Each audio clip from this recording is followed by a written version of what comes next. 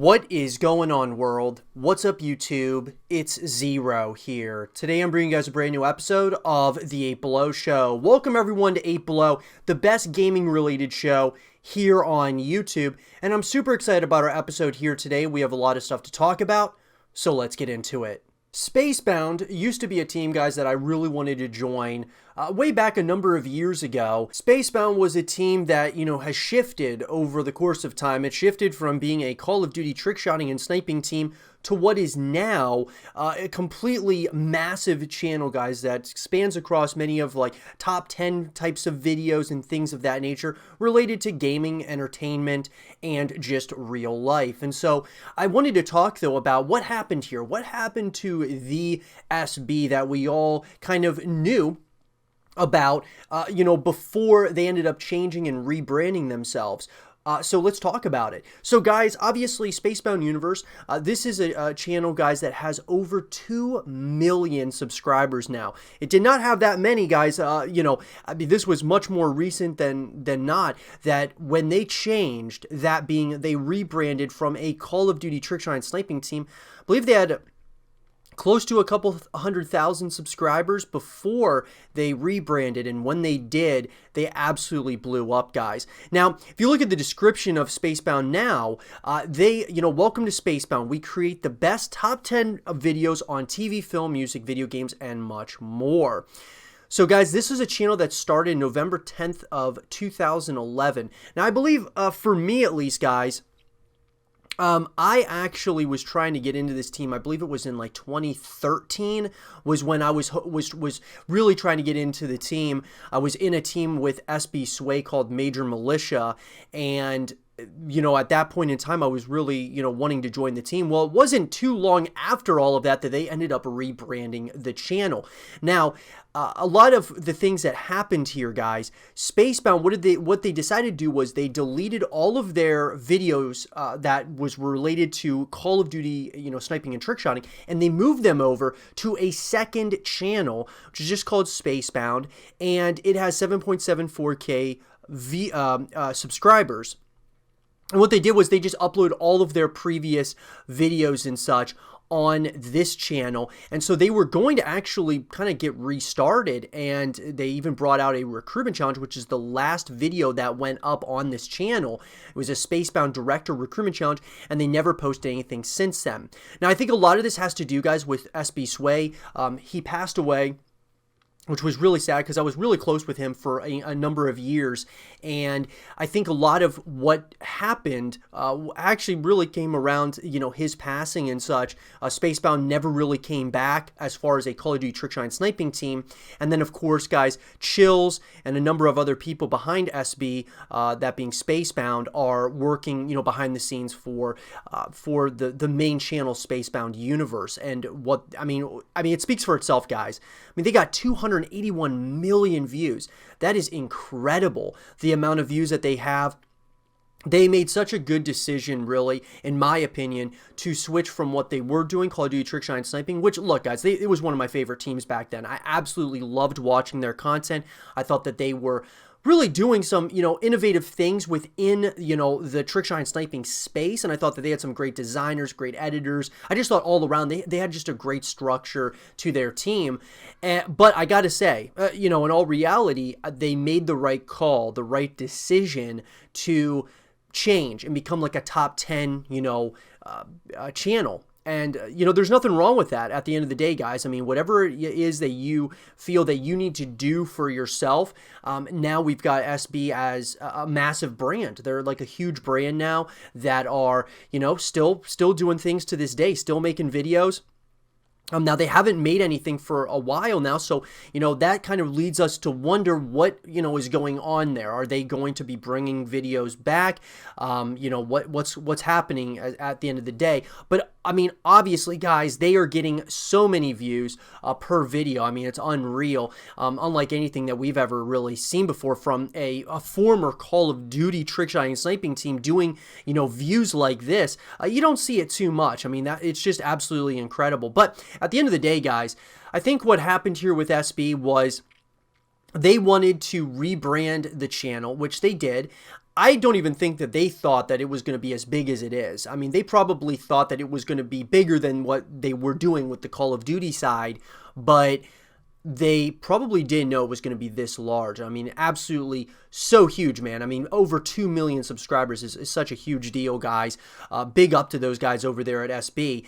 But I think the second part of it, guys, was, that the trickshot and sniping side hasn't come back is because of SB Sway. His passing, obviously, I don't think that's something that you really have to kind of look at as well. He was pretty much the one that was behind everything with the trickshot and sniping side of Spacebound, and so it's really unfortunate. Do I think they'll ever come back? Probably not. If the main channel isn't, still uploading a lot of videos, I just don't see the trickshot and sniping team of SB coming back. Maybe it comes back as a different kind of team, like maybe an esports team or something like that, but I don't see them coming back in that format just because the Call of Duty trickshot and sniping community has really become so much smaller and so much of a niche community. Now, Phase 5 has absolutely helped with that, but I just don't see them going backwards when they're doing so well by the rebrand and things of that nature. But I would love to hear your guys' thoughts on this. What do you all think? Do you think Spacebound will come back as a trickshot and sniping team or as an esports team? What do you guys think? And what do you ultimately think happened to SB? And what do you think's happening right now? Let me know in the comment section down below. And for more content like this, stay here with Zero TV. The world, guys, of Harry Potter is one that is absolutely fascinating to me. Reminds me a lot, of course, of the Lord of the Rings in movies and fiction and, things of that nature. And I gotta say, guys, that I am incredibly excited about the upcoming title that is going to be coming out, guys, from Warner Brothers, that being Hogwarts Legacy, which, of course, is going to be, the Wizarding World, that being in a video game format. Now, we've had these in the past, guys, but this one looks to be different. I want to talk in this segment of the show about everything we know so far about Hogwarts Legacy. So let's get into it. In an article written by Heather Wald of Games Radar, Hogwarts Legacy was officially announced during the PS5 showcase in September. Developed by Avalanche and published by Warner Brothers Games under the Portkey Games label, which is dedicated to Harry Potter games, a next-gen adventure set in the Wizarding World is well and truly on the way. We've gathered together everything we know about Hogwarts Legacy so far in one place. So as far as the release date is concerned, guys, with the release of a teaser trailer, the PS5 showcase revealed that Hogwarts Legacy is set to come to the PS5 as well as the Xbox Series X and Xbox Series X. Along with next-gen consoles, it's also set to ride its broomstick on PS4, Xbox One, and PC. We don't yet have an exact release date, but it's expected to launch sometime in 2021.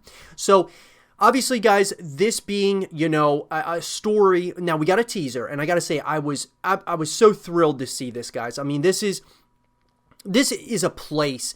Obviously, we have Fantastic Beasts. That is, the newer movies that have come out related to this world that J.K. Rowling did create. But as far as from video game format, like pretty much all the games that have come out regarding Harry Potter and such, I just haven't been a fan of.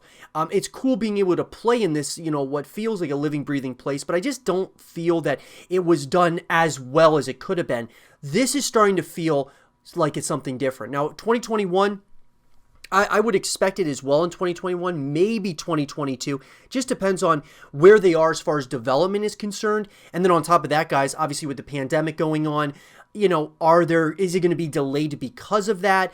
So we'll have to kind of wait and see. Take the 2021 release date with a pinch of salt. So as far as the Hogwarts Legacy story, Warner Brothers frequently asked questions support page states that Hogwarts Legacy isn't a direct adaptation of the books and films, but it will be anchored in Wizarding World lore.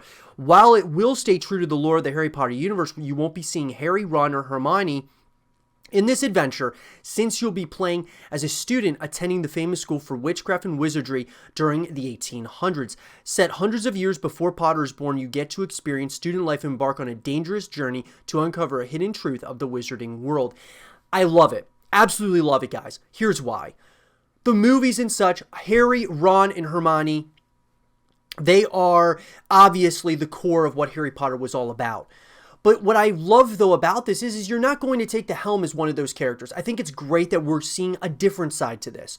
Years and years before, Harry Potter even was thought about. That is what's so cool about this story, I believe, is going to be almost like you're creating your own character, your own, basically you're able to create your own wizard, your own student that you're going to be able to kind of take the helm of and control throughout the course of this wizarding world and see things as they were back then. Even though it's set, of course, in that world, guys, it's not, a direct adaptation. And I think that's a really good position for Warner Brothers to take. I know it's a little bit risky, but I think that's good. That's what we want. I think there's things that we need that are different because the games up to this point have been pretty much, kind of in line with what happened in the movies. You kind of know what's going to happen and things of that nature. I think this is going to add some more mystery to it. It should be something really cool.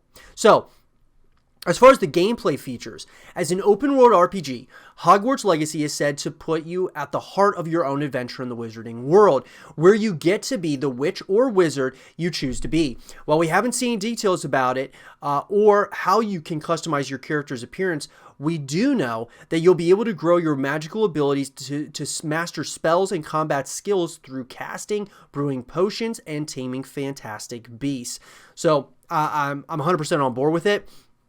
When it comes to the kinds of things you'll be getting up to in its open world setting, Hogwarts Legacy is filled with various missions and scenarios that you'll encounter along your journey. These will challenge your mortality, so it's up to you to decide how you handle each situation. You won't have to face all of the dangers of your journey alone, though. While it is a single-player experience with no multiplayer aspect that we know so far, you will get to select companions who help you face your foes. So 2 things here. Number 1, guys, open world setting. That is huge, guys. Being able to kind of traverse the world in a number of ways that you want, that being that open world scenario, I think is absolutely, that is huge, guys. I'm so excited about the open world setting. Just because it's going to help you kind of connect, whether it's, finding different, collectibles and things of that nature, things that help build that legacy, help build that story for you as you're journeying along, the game. Now, the second part of this is no multiplayer, as they know so far. That would be a travesty, in my opinion, if there's no multiplayer. So the one negativity with this, guys, we don't know if this is going to be a full package, that being single player, multiplayer, and co-op modes. And so, obviously, guys, I believe that multiplayer needs to be, like in any AAA title, you have to have multiplayer, single player, and co-op modes, in my opinion, to make it that full package to really justify the $60 price tag. Well, at the end of the day, guys, we don't know if there's going to be multiplayer. I would really hope that they do, though. Even if it's they add the multiplayer aspects later on, I just don't think that you shouldn't have multiplayer. I think that you absolutely should. The open world setting is great, but being able to play it with your friends, being able to go up against waves and waves of enemies and such, and cast spells and things of that nature in a PvE setting, or playing against other wizards and students and such in the real world in a PvP setting. I think having those options keep you coming back to the story, coming back to the lore, the multiplayer, coming back to the game instead of going into other games after you're done with the single player story. So hopefully we'll get a full package at the end of the day. Now, one of the big questions, guys, is J.K. Rowling involved? After J.K. Rowling made comments, there's been a lot of concern surrounding whether the author has any involvement in the creation of Hogwarts Legacy. Warner Brothers Games states in the FAQ that J.K. Rowling is not directly involved in the creation of the game. However, her extraordinary body of writing is the foundation of all projects in the wizarding world.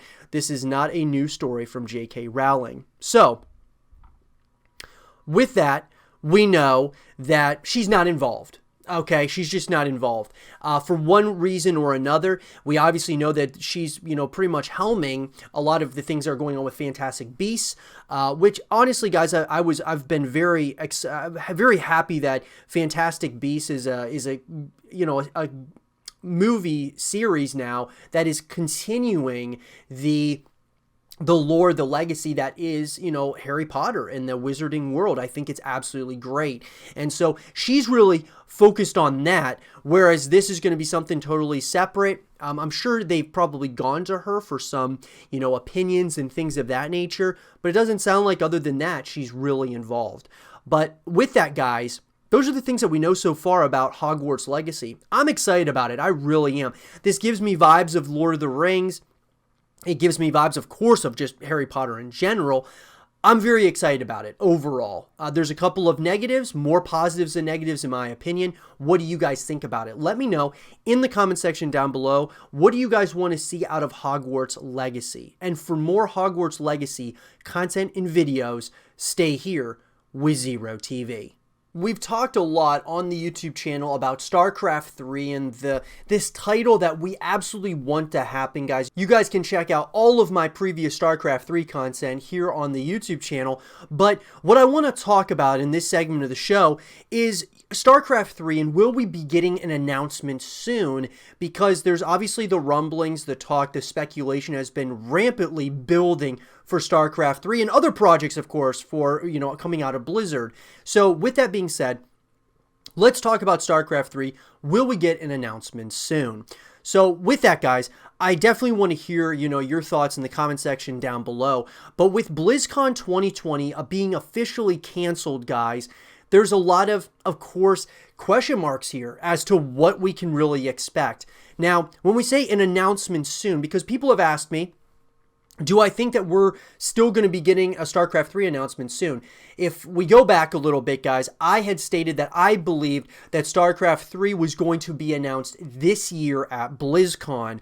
But with that, obviously, that changes now because BlizzCon's canceled here in 2020 because of the pandemic. So what can we expect? Well, in the official, update for BlizzCon, guys, that came out, Sarah Lynn Smith, she, put together a message to the Blizzard community and gamers and such, stating that, obviously BlizzCon is not happening here in 2020, but they are talking about, of course, having BlizzCon in some capacity, like an online event, similar to what a lot of other places are starting to do with, like, with Ubisoft and, of course, the, EA Play and PlayStation doing their thing, Xbox doing their thing, all online, at least as of so far. But she did state that BlizzCon would not come back this year, even if it were online. It would be at some point early next year in 2021. So how does this kind of shift everything? Well, see, for me, guys, obviously, I would say that StarCraft 3 is absolutely, I believe, being worked on in some capacity or another, but this pandemic may have changed a lot of things regarding, the time in which this game will be, announced, released, and things of that nature. And here's what I'm getting at. We already had 2 StarCraft first-person shooter titles that got canceled, one more recently than the other. The other was StarCraft Ghost. This was an untitled StarCraft, first-person shooter title that got canceled. So at the end of the day, when we look at the scope of this, they're obviously, that being Blizzard, they have a lot of StarCraft on their mind. They're still wanting to make things, within the StarCraft universe. Now, the real-time strategy that we want StarCraft 3 to be, I do think is also being worked on. Now, when is it going to be announced? It very well could be announced when BlizzCon does return. Let's just state it let's say they have an event, beginning of 2021. They very well may have a segment there because they're going to be talking about StarCraft at some point or another, and they could very well announce StarCraft 3. And who knows, maybe a StarCraft first-person shooter as well as a StarCraft mobile game, which I think all of us would be fine with if they announced all of those things. I mean, that would be absolutely huge and awesome. But I think at the end of the day, guys, we as a community have to be the ones voicing our opinion here, telling Blizzard that we want StarCraft 3, continuing to kind of reassure them that, look, we want this game to come out, because at the end of the day, they have so many other projects that they could be releasing. I mean, we know Diablo 4 is going to be coming out, Overwatch 2, so when they do bring BlizzCon back in an online capacity or whatever it may be, I think there's going to be heavy emphasis on certain things like Diablo and Overwatch, obviously, because they're already been announced. But there's obviously going to be people who want to see the new things that are being worked on. And so could that very well be, obviously there are, World of Warcraft was delayed and such, and the newest expansion. So things are getting delayed. And so what I'm getting at here is that I thought that StarCraft 3 would be announced this year. Obviously with the pandemic though, it is obviously going to be delayed from a standpoint of the announcement as well as when it comes out.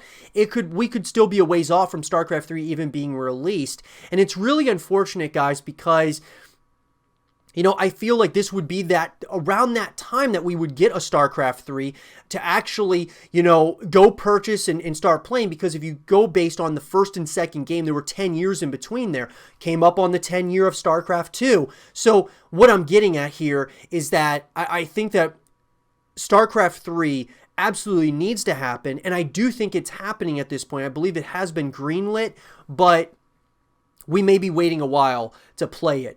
Because obviously we have not seen Overwatch 2 yet. Diablo 4 hasn't come out yet. Even World of Warcraft's new expansion hasn't come out yet. So they're working on a lot of things over at Blizzard, and that's great. But because of the pandemic, it's delaying those projects and those titles, which means that something that hasn't even been announced yet, that being like StarCraft 3, that is also being delayed. So we may be years away still from a StarCraft 3. But as far as the announcement is concerned, I still am going to stick to my guns and say that the next BlizzCon is when we are going to see the announcement for StarCraft 3. That's just my opinion, guys. I may be wrong.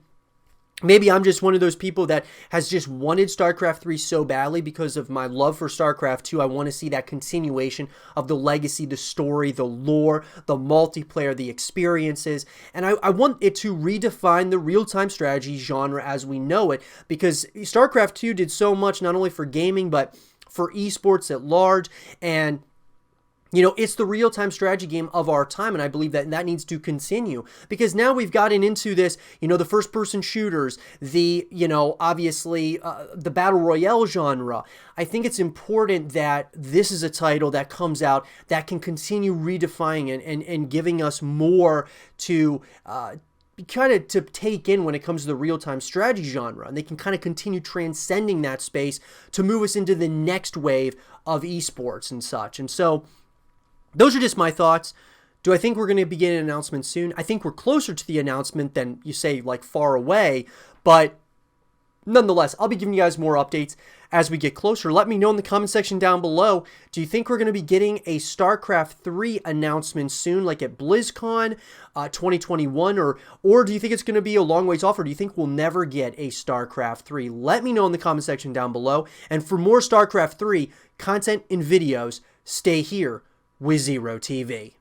Alan Wake 2 has quickly become a very highly anticipated sequel from Remedy Entertainment, and many of us guys want to see a continuation of Alan Wake.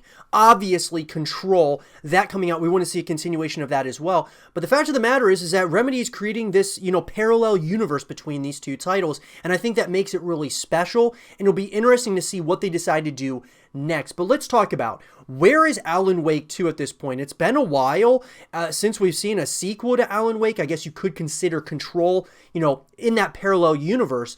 But let's talk about, where is Alan Wake 2? I would love to hear your thoughts in the comment section down below. So let's get into it. So, guys, I'm going to be getting this information to you from Wikipedia. Now, the release of Alan Wake, guys, this is a title that came out back in 2010. So let's give some context here. I mean, guys, that's over 10 years ago that we got Alan Wake. And so I think, obviously, many of us want to see a continuation here, just by the simple fact of the matter that we haven't gotten a new Alan Wake in a long time. Now, we've always stated, there are two things, generally speaking, unless something different kind of happens with the title, but there's usually two things that have to either go positively or two things that go negatively to justify whether there's a sequel should come out, or if they should just cancel or, stop making, new games in that series altogether. And those two things are, number one, the critical reception, but I mean, more so it's the sales, guys. But number one is sales. Number two is the reception of the title. If they're positive, usually that means you'll get a sequel. If they're negative, though, or even one of those are negative, a lot of times a company may very well decide to kind of hold off on making a sequel, depending on, if it's positive or negative. So with that, let's look at the first thing here with Alan Wake, because you have to look at the past to kind of look, forward or ahead to the future as to whether or not you're going to get a sequel. So as far as the critical response is concerned for Alan Wake, guys, Alan Wake received generally favorable reviews on both platforms according to review aggregator Metacritic. So 83 out of 100 from Metacritic. That's pretty good. CVG gave it a 9 out of 10. That's very good. Eurogamer, 7 out of 10. Pretty good. Game Informer, 8.5 out of 10. That's great. IGN, 9 out of 10, guys. That is huge. So let's just put it this way. From the reception's perspective, I mean, the worst rating that really was given was from Wired, which was a 6 out of 10. And let me put it this way. That's above average. So, or that's still, I mean, it's definitely above. It's not... when I look at these numbers, guys, they're pretty good. So at the end of the day, I don't believe it's the response or the reception of the title that would dictate it. If you go based on that, absolutely, you're going to get a sequel. But the second part of it is the sales. So as far as the sales are concerned, guys, Alan Wake was released the same week as Red Dead Redemption, which is really tough. And thus, initial sales were slow. NPD Group stated sales for the first 2 weeks reached 145,000 units, while Red Dead Redemption had reached 1.5 million during the same period. So 145,000 units, not that good. However, in the months that followed, it gained more sales traction through word of mouth. Industry Gamers reported in December 2011 that sales of Alan Wake, currently reported at 330,000 by NPD Group, were emitting about 900,000 units digitally redeemed during the Xbox's 2011 holiday bundle, in addition to an additional 170,000 global units, bringing the total sales to around 1.4 million. That is a lot better. Now, on March 13, 2012, Remedy Entertainment announced that the game has passed 2 million copies sold, including Xbox 360 and PC. And then on May 23, 2013, Remedy creative director Sam Lake announced that the game and its standalone follow-up had sold 3 million copies. And then on March 2015, Remedy CEO tweeted that the franchise had sold over 4.5 million units. So look, 4.5 million units, guys, it just kept on getting better with time. It was like Avatar, in the movie industry. So Avatar was one of the highest, grossing movies of all time. It now, of course, got passed most recently with Endgame, which was Marvel's Endgame, the Avengers. But Avatar started off kind of slow. I mean, it was getting decent numbers, but it was just the word of mouth that over time people kept going to the theater, watching it, and it was like getting more and more sales as it went, or as the longer it stayed in theaters, which was unprecedented, something that we had never seen before. Now, when we look at this instance here with Alan Wake, it kind of reminds me of the same thing. It reminds me that, it starts off 145,000 units. That's not that great. But then when you look at, a number of years later, get up to 4.5 million units, that is absolutely huge, guys. So if we go based on the reception and we go based on the sales, there absolutely should be a sequel that comes off. Now, obviously, guys, the spinoff and the sequel that came out here. So obviously there was some DLC that came out for Alan Wake, which is great. But what's the big, the draw here? Because we have to look at what else Remedy has created. So obviously, guys, following Alan Wake, American Nightmare, Remedy released Quantum Break in 2016 and then Control in 2019. Control is based on a fictional federal bureau of control set in the oldest house in New York City that seeks out paranormal activity and secures objects that may be behind these altered world events, which is AWEs, and in which the player character Jesse Faden must fight off the Hiss, an otherworldly entity that has taken over the building to try to escape into this reality. Control has several Easter eggs to Alan Wake, with the events of Bright Falls being treated as an awe for the Bureau. Elements of Alan Wake, such as Alan himself, the typewriter and cabin, and the clicker, are mentioned directly by in-game memos within Control. So, Control's second paid DLC, titled Awe, was released in August of 2020, featured what the Federal Bureau of Control has been investigating regarding Alan Wake. The expansion reveals that after Alan had disappeared into Cauldron Lake, Dr. Hartman continued to study the dark presence until the arrival of the Bureau, who took all his research. Infuriated, Dr. Hartman dove into the lake himself, where the dark presence, with Alan's persona still within it, took over his body. The Bureau captured Hartman and brought him back to the oldest house in New York City. During events of Control, Hartman escaped, and the fusion of the Hiss and Dark Presence became a monstrous being that Jessie is forced to subdue, with advice given to her by Alan through mysterious visions.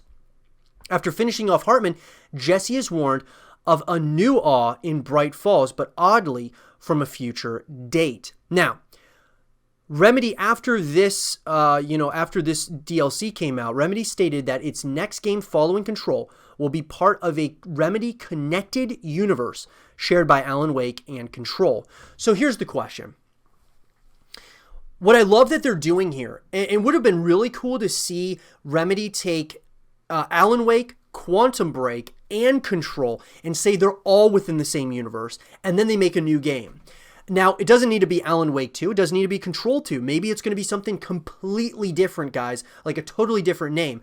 I love what Remedy's doing here. I love how they're kind of creating these different titles, and it's not like they're doing direct sequels, but they're doing like these parallel universes or these connected universes, and that is absolutely awesome. And so, where do we think it's going? Well, I do think that Alan Wake is going to be in the next game in some capacity or another. It may not be Alan Wake 2. It may not be Control 2.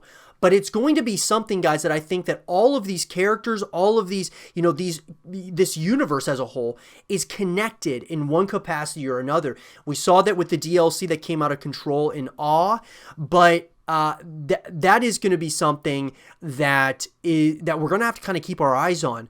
Are we getting an Alan Wake 2? Well, whether or not it's called Alan Wake 2 is yet to be, is yet for us to find out. But I would say that we are not done seeing Alan Wake. We are not done in this universe, guys. I mean, they stated that the next game following Control will be a part of Remedy Connected Universe, shared by Alan Wake and Control. So that's awesome. That gives us that hope, that absolute excitement, guys, that there is going to be a continuation here. What they call it, what it's going to all look like is yet to be seen. I believe that Remedy should make an Alan Wake 2 and maybe a Control 2, just because everyone knows those names now. Everyone knows Control, obviously, because it's the newest one, but people remember Alan Wake. People know that what Alan Wake is and such. Now, I have a feeling that they're not going to call it Alan Wake 2 or Control 2. They're going to call it something completely different, and it will just be known that this is within the connected universe. We'll have to wait and see, guys. Let me know. Where do you think Alan Wake 2 is? Because right now, guys, it's been in this limbo state, and obviously with the release of Control, obviously he's back. This is something that this is a title that is certainly back, and it will be in the forefront at some point or another. But let me know what you guys think in the comment section down below. Do you want to see Alan Wake 2? Do you want to see Control 2? What is it that you guys want to see? Let me know in the comment section down below. And for more Alan Wake 2 content and videos, stay here with Zero TV. And with that being said, everyone, I hope you guys did enjoy this episode of The 8 Below Show. And if you guys did, leave a thumbs up, subscribe if you're new, stay positive, and as always, I'll talk to you guys all in the next one. Peace.